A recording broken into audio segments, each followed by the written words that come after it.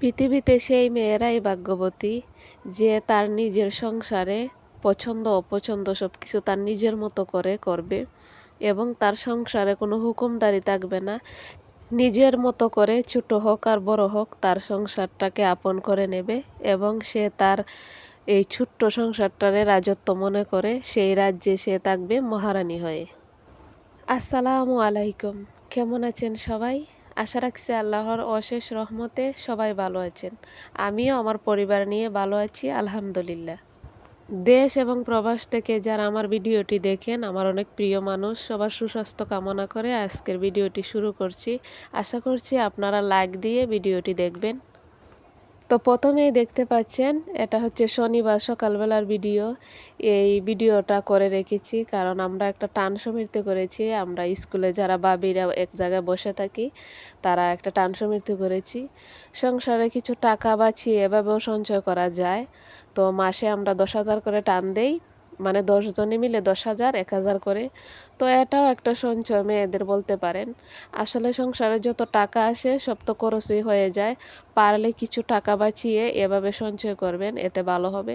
তো স্কুল থেকে আসার সময় এই আমার ছেলের হাতে একজনে দুটো লিচু দিয়েছিল, তো বাসায় এসে সে কান্না করতেছে আবার লিচু খাবে।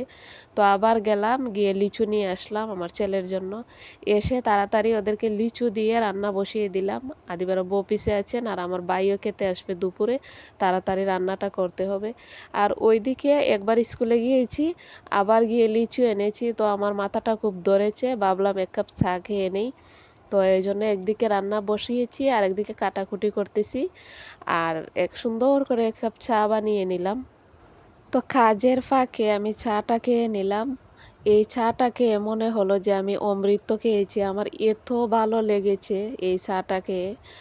তো আসলে একটা সংসারে মেয়েরা যদি স্বাধীন মতো চলতে পারে, তার মন মতো, কোনো খুঁত ধরার মানুষ থাকবে না, কোনো অর্ডারের মানুষ থাকবে না।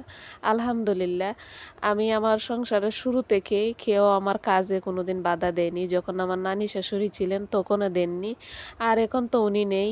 নানি অনেক ভালো মানুষ ছিলেন, আমাকে অনেক আদর করতেন। তো যাই হোক, নানির জন্য সবাই দোয়া করবেন, আমিও দোয়া করি আল্লাহ আমার নানিকে জান্নাতের উচ্চস্থান যেন দেন। তো এদিকে আমি রান্না করেছি, আগের দিনে ডাল ছিল, আর এই যে চাল কুমড়া ভাজি করেছি, আর শিং মাছের তরকারি রান্না করব। আর ওইদিকে আমসত্ত্বগুলো রোদে দিয়েছি, আর আমার ছেলে মেয়ে এখানে খেলা করতেছে।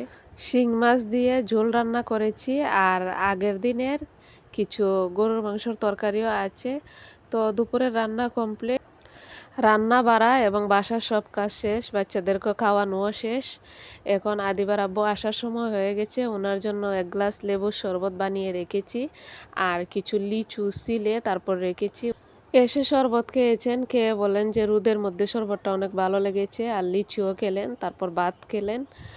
আর ওইটা হচ্ছে রাত্রের বেলার ভিডিও, মানে এশার নামাজ পরে উনি এসেছেন, এসে সুন্দর করে মেয়ের স্কুল ড্রেসটা আয়রন করে রাখতেছেন, কারণ রবিবারে আমার মেয়ের পরীক্ষা, এই জন্য সুন্দর করে স্কুল ড্রেসটা আয়রন করতেছেন। আসলে ওর বাবা খুব যত্ন করে আয়রন করতে পারেন, আর এটা হচ্ছে তার মেয়ের কাপড়, আরও সুন্দর করে তো করবেই।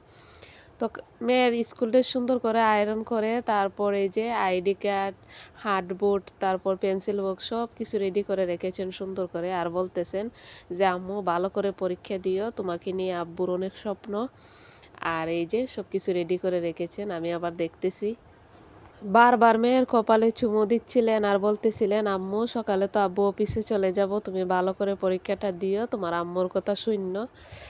আর এই যে এটা হচ্ছে পরের দিন সকালবেলার ভিডিও, মানে রবিবারে যে মেয়েকে নিয়ে পরীক্ষাতে যাব, এজন্য মেয়েকে একটু প্র্যাকটিস করাইতেছি। খুব সকালে ঘুম থেকে দুইজনকে উঠিয়েছি, তারপর এই যে নাস্তাও বানাইতেছি, একদিকে খিচুড়ি রান্না করেছি, একসাথে 3টা ডিম ভেঙে তারপর ভেজে নিতেছি, আমার ভাই আর আদিবার আব্বুকে দেবো, আমি খাবো।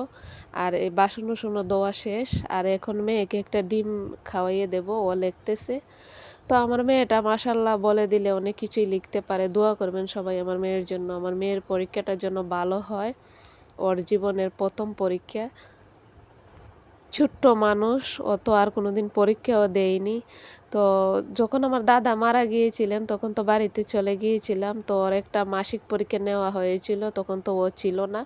তো যাই হোক, মরার সাথে তো আর ধরা নাই, আল্লাহ তাআলা উত্তম পরিকল্পনাকারী, কি আর করব। মেয়েকে খাওয়াইয়ে তারপর রেডি করে নিয়ে যাব স্কুলে পরীক্ষা দিতে। আর ওইদিকে আমার ভাইও চলে আসছে মাদ্রাসা থেকে, ও 7:30টার সময় আসে। অনেকের কাছে একটা ছোট্টখাট্ট একটি বিষয় হতে পারে, আর আমি তো মা, আমার জন্য কেমন লাগতেছে, আমার মেয়ে পরীক্ষা দেবে, আমার জন্য অস্থির অস্থির লাগতেছে। মেয়েকে বারবার বলতেছি আম্মু ভালো করে লিখো, আর বারবার টেনশন করতেছি আল্লাহ কি যেন লেখে। এটাই ভাবতে ভাবতে তারপর মেয়েকে নিয়ে যাব, খুব অস্থির অস্থির লাগতেছে। আমি একবার কান্নাও করে দিয়েছি সকালে। তো একদিকে দুই বাবুকে রেডি করতেছি, আর অন্যদিকে স্বামীর জন্য, ভাইয়ের জন্য নাস্তা রেডি করলাম।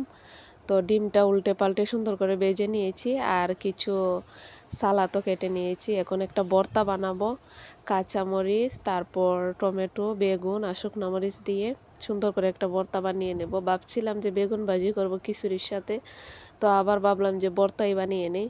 তো ভর্তা বানিয়ে তাড়াতাড়ি করে এই যে আদিবার বুকে নাস্তাটা দিয়ে দিলাম। তো আমার ভাই তাড়াতাড়ি নাস্তাটা দিয়ে আসবে, ও আসলে তারপর আমরা একসাথে খেয়ে নেব। আর এইদিকে আমি ছেলে মেয়েকে খাওয়াইতেছি।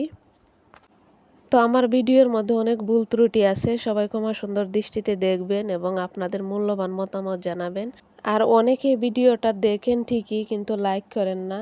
আপনারা একটা লাইক করবেন, এতে আমার অনেক উপকার হবে। একটি লাইক ভিডিওটি অনেকের কাছে পৌঁছে দিতে সাহায্য করবে। তো আমি অনেকবার বলেছি, আবারও বলতেছি, আমার ভিডিও তেমন ভালো হয় না, কারণ আমার বাসায় তেমন ভালো লাইটের ব্যবস্থাও নাই, আর আমার হাতের ফোনটাও নর্মাল। তো নর্মাল ফোন দিয়ে আর ভিডিও কি ভালো হবে, তারপর যতটুকু পারি চেষ্টা করি আপনাদের সামনে তুলে ধরার। ইউটিউব আমার একটি পছন্দের জায়গা, এই পছন্দ থেকেই আমি কষ্ট করে হলো ভিডিও করে তারপর আপনাদের সাথে শেয়ার করি। আমি অনেক কিছু ভিডিও করতেও পারি না, কারণ আমার জীবনের 100%-এর মধ্যে আমি 20% আপনাদের সাথে শেয়ার করি, আর বাকি 80% এই গোপনে থেকে যায়। তো যাই হোক, এই তো মেয়েকে রেডি টেডি করে তারপর পরীক্ষা দিতে নিয়ে যাব। আর আমার মেয়েটাকে দেখে সবাই মাশাল্লাহ বলবেন। ওকে ফুল ড্রেস পরিয়ে তারপর এই তো এখন স্কুলে নিয়ে যাব।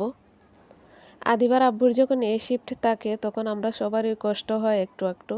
আমার ভাইও নাস্তা দিয়ে আসতে হয় অফিসে যেয়ে, আর ছেলেকেও স্কুলে নিয়ে যেতে হয় আমার, এতে আমরা সবারই কষ্ট হয়। আর যদি নাইট বি শিফট থাকে তাহলে ছেলেকে বাসায় রেখে যায়, আর নাস্তা দেওয়ারও কোনো ঝামেলা থাকে না। তো যাই হোক, বাচ্চাদেরকে পরীক্ষার হলে রেখে তারপর আমরা সব গার্ডিয়ানরা এখানে বসে আছি। কেউ লুডো খেলতেছে, কেউ বসে গল্প করতেছে, আর ওইদিকে আমার ছেলে কান্নাকাটি করতেছে। আমি ওকে দুলনায় বসিয়ে একটু দুল দিতেছি, তারপরও ও মানতেছে না, বারবার বলতেছে আপ্পির কাছে যাবে। তো আপ্পির কাছে তো যাওয়া যাবে না, কারণ পরীক্ষা। তো মেয়ের পরীক্ষা শেষ করে তারপর বাসায় চলে আসলাম, এসে বাচ্চাদেরকে চেঞ্জ করিয়ে দিয়ে দুপুরের জন্য আবারও রান্না বসিয়ে দিলাম। তো আজকে তেমন কিছু রান্না করব না, ঢেঁড়স ভাজি করেছি, আর 2টা ডিম এখানে ঝুরি ঝুরি করে ভেজে নিয়েছি। আর এই যে আমার আমসত্ত্বগুলো শুকিয়ে গেছে, একদম পাতলা পাতলা করে দিয়েছিলাম, সুন্দর করে শুকিয়ে গেছে। আমি একদিকে কাটতেছি, আর আরেকদিকে আমার ভাই আর আমার ছেলে মেয়ে বসে বসে গিলতেছে। আসলে ওদের কাছে এতই মজা লেগেছে যে কাটার থাকতে থাকতেই ওরা অর্ধেক খেয়ে নিয়েছে। তারপর কিছু আমি কৌটার মধ্যে রেখেছি, ওইগুলো বিকেলে ওরা খেয়ে নিয়েছে। যাই হোক, ওদের ভালো লেগেছে, খেয়েছে। তো খুব সুন্দর করে বানিয়েছিলাম, খেয়েছে, এতেই আমার সার্থকতা। আর আমার ভাই টপাটপ গিলতেছে আর বলতেছে আপা কি দিয়ে বানিয়েছো, এত মজা হয়েছে।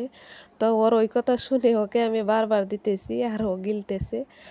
ভিডিওর মধ্যে অনেক বক বক করলাম, 2 দিনের কিছু কিছু অংশ ভিডিও করে রেখেছিলাম, সব কিছু মিলিয়ে আপনাদের সাথে শেয়ার করলাম। তো আমসত্ত্বগুলা গুছিয়ে রেখে তারপর প্লেট বাটি যা যা ভরেছে সব কিছু সুন্দর করে ধুইয়ে তারপর বিকালের জন্য নাস্তা বানাতে চলে আসলাম। তো বিকেলবেলা বাচ্চাদের জন্য দুধ জাল করে নিয়েছি, আর ওদের বাবার জন্য 1 কাপ চা আর মুড়ি মাখা করে নিয়েছি। তো বিকালের নাস্তা করতে করতে আপনাদের কাছ থেকে বিদায় নিচ্ছি। আল্লাহ হাফেজ।